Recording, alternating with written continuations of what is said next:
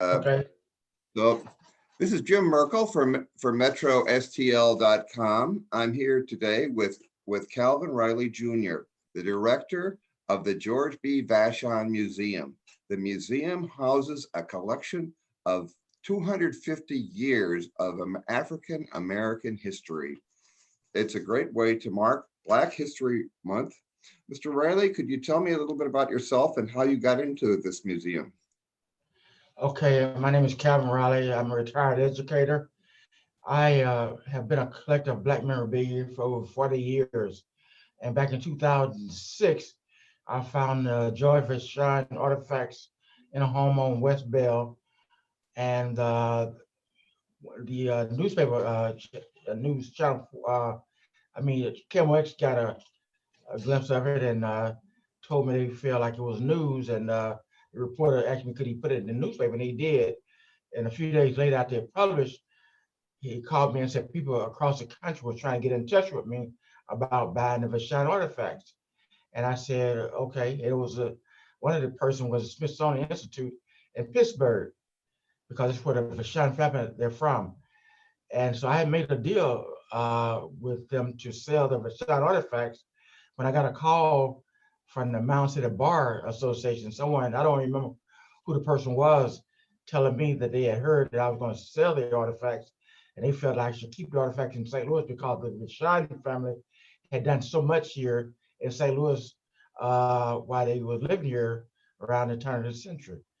So someone said to me, why don't you open a museum? I never thought about opening a museum because I just something I hadn't thought about. So while on St. Louis Avenue one day, I saw this building, and a friend of mine said that he knew who owned it and first wanted to sell it. So he got me in touch with the owner, and I purchased a building on St. Louis Avenue, and here I am with the George Vashon African American Music Museum. We've been there for open for 7 years now. Okay, tell me a little bit about Mr. Vashon. Mr. Vashon, George Vashon was a lawyer. He was the first graduate of Overton University in Ohio, African American. And when he graduated, he could not practice law because he was Black. So he traveled the country trying to find work. He helped start Howard University. He was the first Black professor at Howard. He set up their law school. And then his sister died. He was adopted her 4 children, so he needed more money. Howard could not afford him. So he left and went to New York and became the first African-American lawyer in the state of New York. And later he moved to Alcorn, Mississippi, where he taught French and mathematics at the University of Alcorn. And then they had a yellow fever epidemic where he caught yellow fever and he died. He's buried on their campus. Well, about 1880, the parents in St. Louis were protesting. They wanted the kids to have Black teachers for role models. And so John Vashon, his son, moved his family here during the 1880s, and he became principal of Color School number 10, and he was principal of Delaney School on the South Side. And then Emma Vashon, the daughter, she was the first graduate of Sumner High School in 1885. We have her high school diploma at the museum. It was she and a guy by the name of John Pope who were the first graduates. And Susan Vashon, the wife, she was a speaker at the 1904 World's Fair about women's suffrage. She was a great speaker about women's rights. And so and the Vashon family became very instrumental in civil rights and in St. Louis. John Vashon was helped open up the YMCA for Black soldiers. So they did a lot here in St. Louis around the turn of the century and during the early years. Sounds like a terrific family. How many people come to your museum every year, and where do they come from? Well, it varies. I get people from all over the country, actually. I get a lot of school groups, tours, families. who come here for family reunions. Family reunion people, they get their family, they could bring the whole family there. This past year during the epidemic, it's been very, very slow because of that, and I understand that. But hopefully, within the next few months, we're hoping that it picks up. But we've been getting I don't know, uh, last couple of years, I think we getting maybe about up to about 5,000 people more a year visiting the museum. Okay. And what are some, besides the Vashons, what are some of the interesting people that you have exhibits of? We have a lot of early St. Louis, and my focus is early St. Louis African Americans who we don't feel that should be forgotten. We just got in this year State Senator J.B. Jet Banks artifacts. That's our latest exhibit, and they're on display right now doing for Black History Month. And so that's a new exhibit. It's very exciting, and we were excited to get that. We have Spencer Thornton Banks, early St. Louis artist who did a lot here in St. Louis, teaching people how to draw. He helped form the People Art Center. So, and we have a lot of his artwork on display as well. We have a lot of Holmes G. Phillip nurses and Dr. Eugene Mitchell artifacts, who was the last medical director of Holmes G. Phillips. And we have some of the early St. Louis City nurses. Also, before they had Holmes G. Phillips, they had the St. Louis City Hospital nursing program. We have those nurses. We have Adam Malone artifacts representing Poro College, where it was a big asset here in St. Louis. We have some of the early St. Louis funeral homes, the barbershops, all those kind of things that were big in the Black community in the Ville areas where Blacks had their own businesses because segregation. We have a lot of the private clubs who Blacks could not go to hotels and rent out spaces and rooms that have parties, so they formed their own private clubs so they could to benefit and have their social gatherings. We have KTZ radio personalities on display in the museum to show how they were promoted in the Black community. So we have a lot, and we have a lot more. That's just a few people I just listed that we have in the museum, but we have many, many more. I guess I'm interested maybe in one or two, if you can tell me about not only their struggles with racism, there's many, but also their resilience and the fact that they built a life here.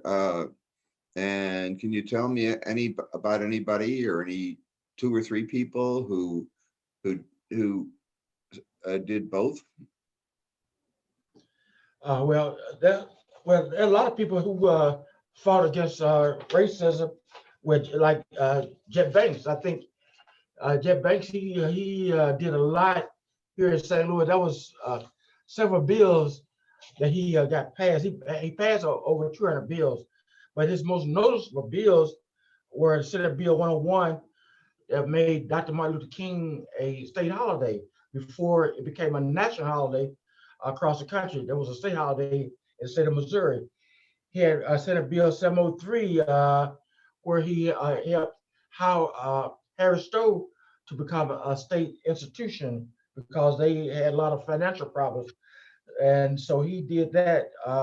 And also Bill 153 also that helped Harris Stowe to become. So that was, we had the Tuskegee Airmen. The Tuskegee Airmen, they did a lot here in the community because they were fighting for the country, and then when they came back to the United States, they were treated like second-class citizens, just like Montford Park Marines and military army guys. I mean, you could go fight for the country, but then you come back and you are treated like a second-class citizen. That wasn't that. It didn't make them feel good. I recall a couple of them that got off the airplane at Lambert Field, and there was two white guys and there was a black guy.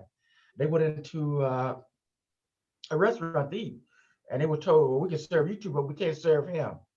And they just came from overseas fighting for the country. So this is the kind of things that a lot of our early St. Louisans fought against during the early years.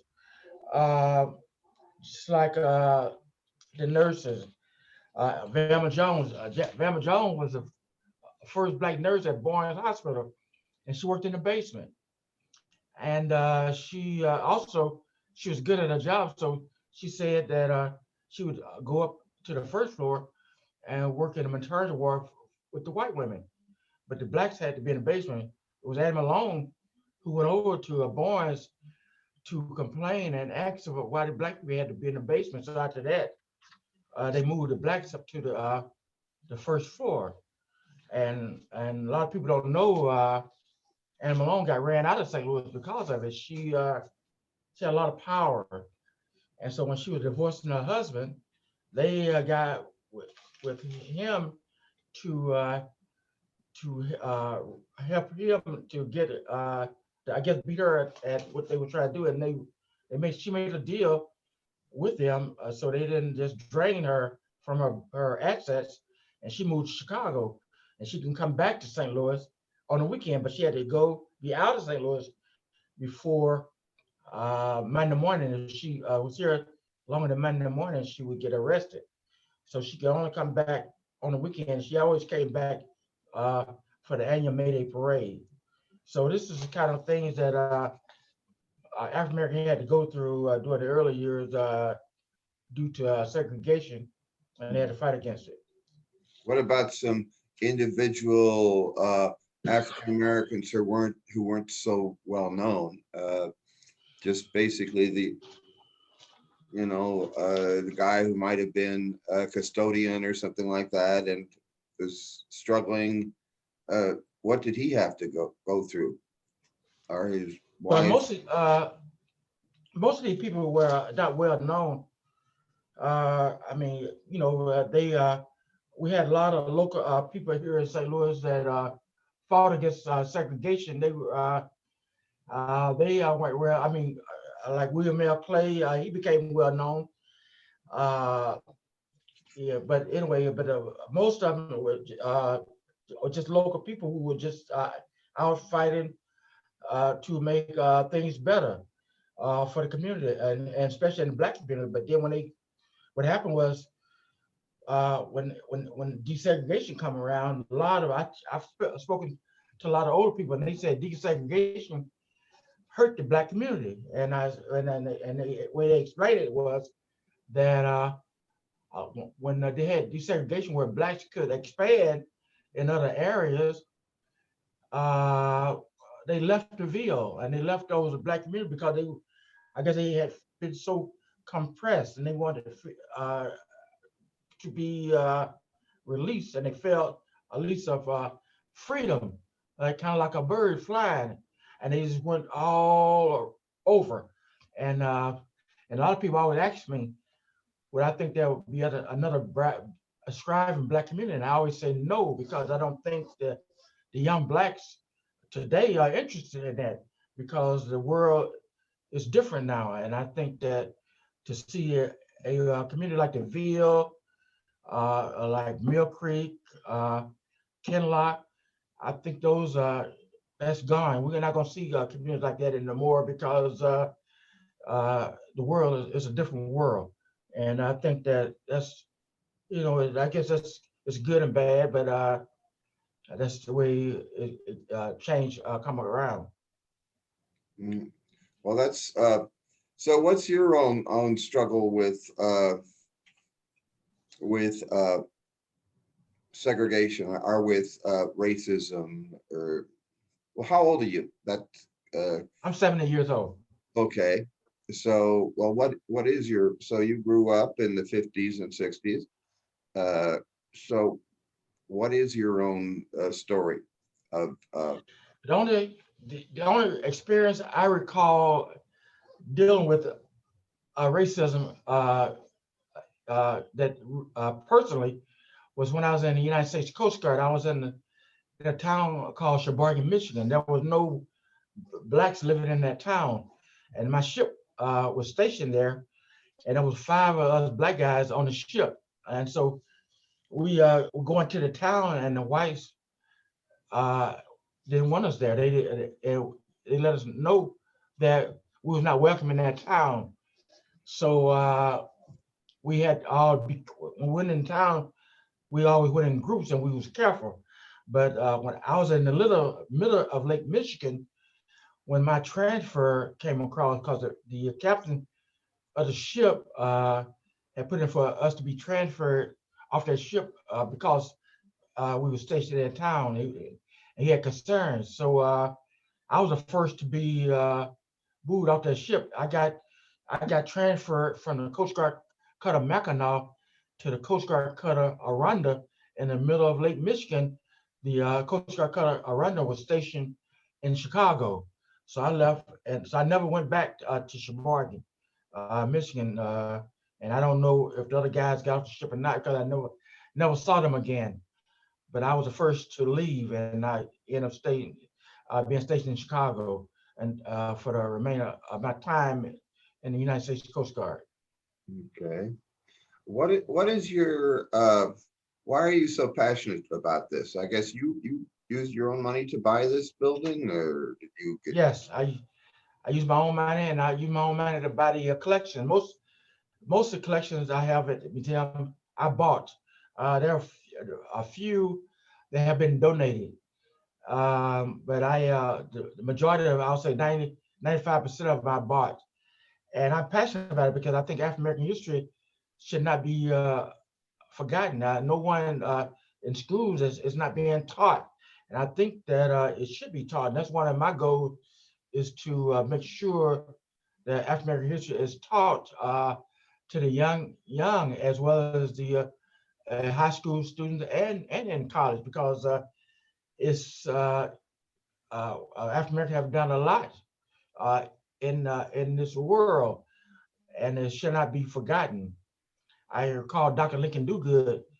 I have his artifacts in the museum, and Dr. Dogood told me that when he came to St. Louis in 1940, the Monsanto Company wanted to hire him, but he had to pass for white. He could not tell anybody that he was white, I mean black, and he could not tell anybody, he could not hire anybody black. And so Dr. Dogood decided not to do that. He opened his own lab up on Jefferson Shelter, where he was over there for over 40 years. And he often told, when I had he was one of my college professors, and he often told us of the racism that he experienced as a result of being black. But he was smart, and he was brilliant, and he was able to solve problems that no one else could. So as a result of that, he was accepted by a lot of the other chemists across the country, where he would help solve problems for them. And so that's these kind of people, I think, uh, must not be forgotten, because they had given so much of themselves uh, to the community, and that's just he's just one of the few. Doug Eason, a St. Louis radio personality, came to the museum a couple of years ago, and he liked it. So Doug Eason brought some of his artifacts over. He was the first African American to manage a radio station here in St. Louis, KTZ. And he's proud of that, and he should be. And so he's really, I was proud to get his artifacts in. So we get those are kind of people that must not be forgotten, because they were first to do things in the city. as Black Do, people. do you have a foundation or a nonprofit that this goes to, or is it just you? Uh, no, the museum I open. I have a 501c nonprofit, and I have it in a trust where upon my death, the board will run the museum forever. Hopefully they can do that. And if not, I got in a trust where my family can run it, or they can uh, find another organization to run it, such as the state of Missouri, someone like the Missouri History Museum, or another organization who may have the ability to run a museum. That is my hope, but it can never be sold. I have it on trust where it can never be sold. I don't want it sold, and if it comes to that point where my family can't run it, then it has to go to the courts where a judge decides the future of it. And if the artifacts, they say they close it, then the artifacts are to be donated and the building to be sold, and then the proceeds will go to my ancestors. Okay, well, that's good. Um, do you have any white school groups coming? And if so, what do they think? Yeah, I get a lot of white school groups.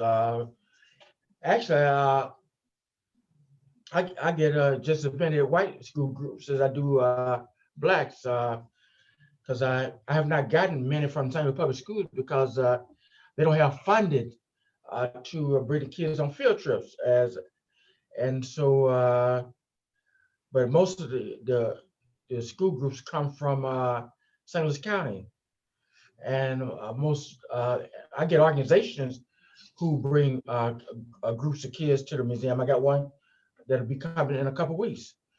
But anyway, but a lot of groups come from out of town, or they come from St. Louis County, the school groups to see the museum, and they love it.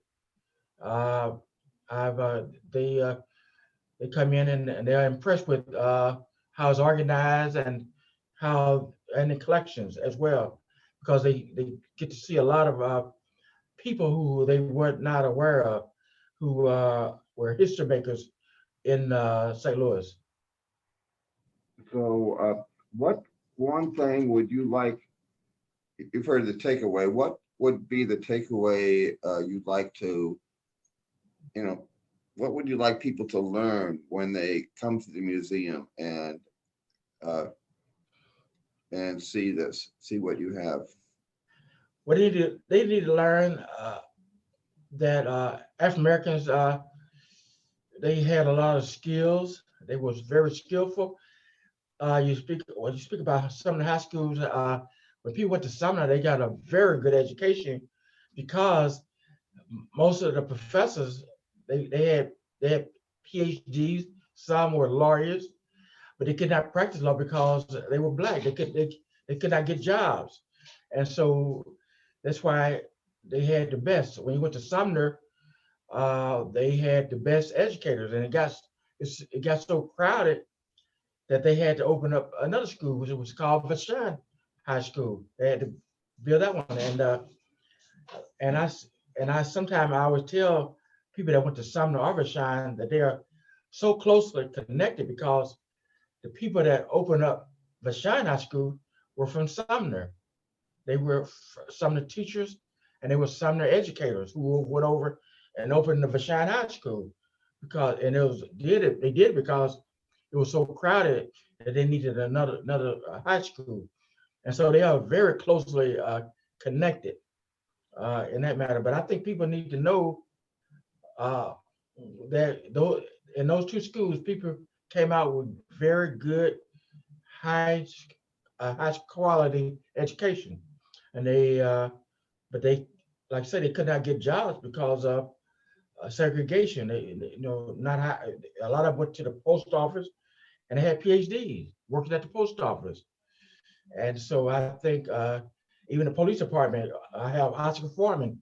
Oscar Foreman was the first black police officer that was allowed to wear a uniform in 1940.